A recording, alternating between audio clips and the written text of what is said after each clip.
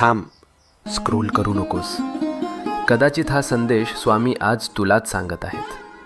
आपण सगळे प्रार्थना करतो ना, रात्री उशीवर डोकं ठेवल्यावर मनातलं सगळं देवाला सांगतो आणि मनापासून अपेक्षा करतो की उद्या काहीतरी बदल होईल. पण जेव्हा काहीच होत नाही तेव्हा मनात प्रश्न येतो, स्वामी ऐकतात का खरंच?